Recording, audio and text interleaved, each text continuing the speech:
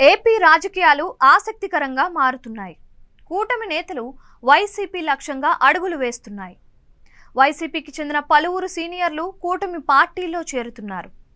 జగన్ బంధువు బాలినేని జనసేనలో చేరిన తరువాత దక్కే పదవిపైన కూడా చర్చ మొదలైంది. ఒంగోలులో బాలినేనికి ప్రాధాన్యతను టీడీపీ నేతలు వ్యతిరేకిస్తున్నారు. ఇదే సమయంలో బాలినేని కోసం పవన్ కీలక సిఫార్సు చేసినట్లు సమాచారం. ఇందుకు చంద్రబాబు అంగీకరిస్తారా? ఏం జరుగుతుంది? ఒంగోలు రాజకీయంలో ఆసక్తికర పరిణామాలు చోటు చేసుకుంటున్నాయి. వైసీపీ ఆవిర్భావం నుంచి ఒంగోలుతో పాటుగా ప్రకాశం జిల్లాలో అన్నీ తానే వ్యవహరించిన బాలినేని ప్రస్తుతం జనసేనలో ఉన్నారు. ఎన్నికల ముందే ఆయన చంద్రబాబుతో సమావేశమయ్యారు.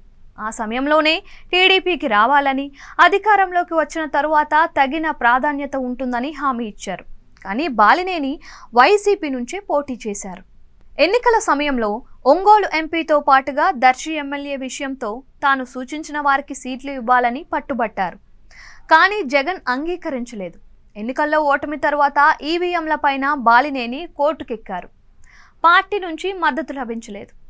తరువాతి పరిణామాల్లో బాలినేని జనసేనలో చేరారు.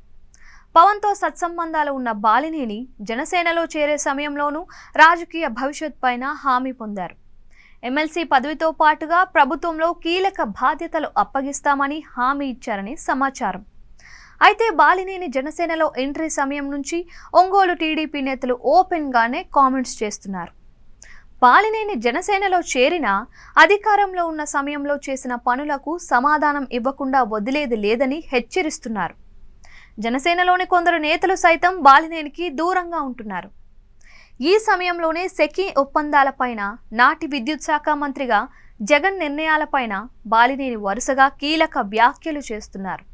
జగన్ను ఇరకాటంలోకి నెట్టే విధంగా వ్యవహరిస్తున్నారు.